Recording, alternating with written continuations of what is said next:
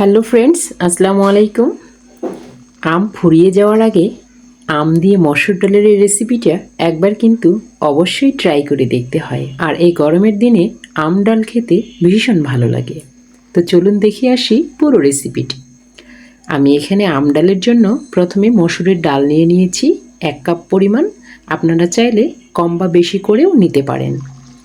তো এটা আমি পানি দিয়ে অ্যাট ফার্স্ট ভিজিয়ে নিচ্ছি। আর এটাকে আমি পানি দেওয়ার পরে জাস্ট পানিটা চেঞ্জ করে কয়েকবার করে ধুয়ে নিয়েছি। আর এখন এখানে পানি ঢেলে এইটা 10 মিনিটের জন্য রেস্টে রেখে দিব। আর এদিকে নিয়ে নিয়েছি একটি আম। আপনারা চাইলে বেশিও নিতে পারেন। আমার কাছে বেশি টকটা একটু কেমন লাগে, তো যার কারণে সহনীয় পর্যায়ের জন্য একটি আম নিয়েছি, যে টকটা খেতে তেমন একটা কষ্ট হবে না। তো আমটা প্রথমে ছিলে নিয়ে ভিতরে যে আটিটা আছে সেই আটিটি আমি বের করে নিয়েছি। এখন এটা ধুয়ে আমি রেখে দিচ্ছি একপাশে। আর এই যে কিছু কাঁচামরিচ নিয়েছি, আর এই কাঁচামরিচগুলো আমি মিডিলে জাস্ট দুফালা করে নিচ্ছি। আর এদিকে আমার ডালগুলো ভিজে গিয়েছে, সেই ডালগুলো একটা কড়াইয়ের মধ্যে নিয়ে নিলাম। সঙ্গে দিয়ে দিলাম পানি। আপনারা পানিটা আপনাদের পরিমাণ মতো দিবেন, আপনাদের ডাল যতটুকু প্রয়োজন হবে ততটুকু দিবেন।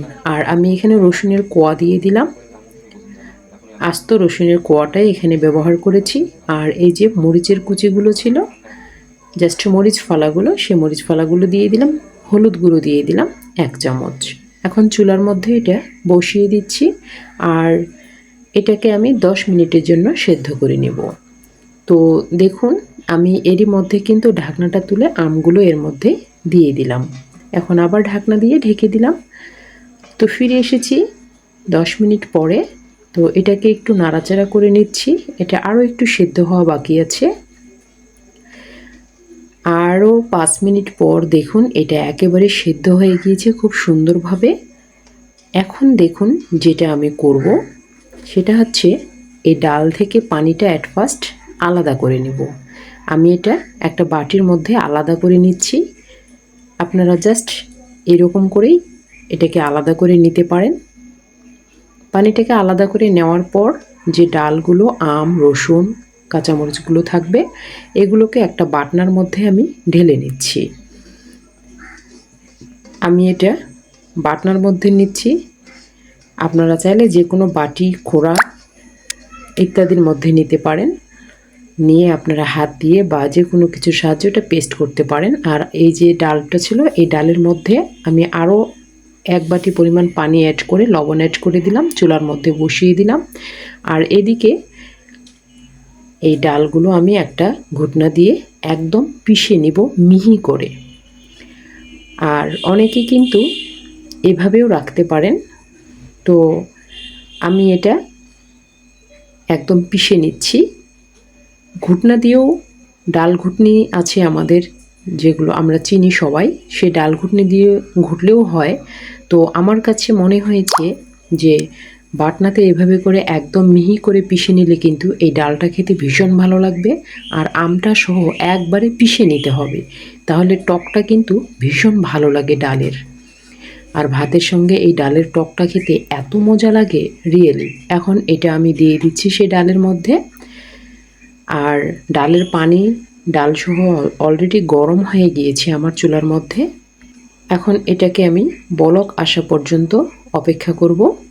আর এদিকে দেখুন চুলার মধ্যে একটা কড়াই বসিয়ে দিয়েছি, তার মধ্যে দিয়ে দিলাম পরিমাণ মতো সয়াবিন তেল। আর তেলটা গরম হয়ে এলে এর মধ্যে দিয়ে দিচ্ছি 5 ফোড়ন, 1/2 চামচ। 5 ফোড়নটা লাল হয়ে এলে এর মধ্যে দিয়ে দিলাম পেঁয়াজ কুচি। আপনারা চাইলে এখানে রসুন কুচিও অ্যাড করতে পারেন। আমি রসুনের কোয়া যেহেতু ডালের মধ্যে দিয়েছি, তাই এখানে আর রসুনের কোয়া অ্যাড করলাম না। তো এদিকে দেখুন ডালটা একদম বলক দিয়ে দিয়েছে। আর এই তেল বাগারটা আমি এর মধ্যে দিয়ে দিলাম, ডাল বাগারটা, পেঁয়াজ বাগার যাহাই বলেন না কেন, পেঁয়াজ দিয়ে বাগার দিয়েছি। আর এটা খেতে এত মজাদার, ভীষণ ভীষণ। এর মধ্যে দিয়ে দিলাম 1 চামচ জিরে গুঁড়ো। আর এই জিরে গুঁড়োটা শেষের দিকে দিলে কিন্তু ডালটা খেতে এক্সট্রা একটা স্বাদ আসে, খুব ভালো লাগে। তো আমার এই ডাল রান্না কিন্তু একদমই হয়ে গিয়েছে। আর এটাকে এখন আরও কিছুক্ষণ আমি জাল করে নিব। তো দেখতে পাচ্ছেন এর ঘনত্বটা, এর গাঢ়ত্বটা কতটা লোভনীয় হয়েছে। এই ডালটা ভাতের সঙ্গে খেতে তো একদম জমে যাবে। তো ভাতের সঙ্গে খাওয়ার জন্য আমি এটাকে পরিবেশন করছি একটা বাটির মধ্যে। বড় বোল নিয়ে নিয়েছি বলা চলে। এই বড় বোলের মধ্যে আমি সবটুকু ডাল ঢেলে নিলাম। তো দুপুরে যদি হয় এরকম গরম গরম আম ডাল, আর সঙ্গে যদি থাকে ভর্তা অথবা ভাজি অথবা মাছ ফ্রাই, তাহলে কিন্তু একদম জমে যায় দুপুরবেলাটা। তো বন্ধুরা, আমার এই রেসিপিটা আপনাদের কাছে কেমন লাগলো অবশ্যই কিন্তু কমেন্ট করে কমেন্ট বক্সে জানাবেন। আশা করি আপনাদের কাছে ভীষণ ভালো লেগেছে। আবার ফিরে আসবো আর একদিন নতুন আর একটা রেসিপি নিয়ে। ততক্ষণে ভালো থাকবেন, সুস্থ থাকবেন। আর আমার এই রেসিপিটা ধৈর্য সহকারে এতক্ষণ ধরে দেখার জন্য আপনাদেরকে অনেক ধন্যবাদ।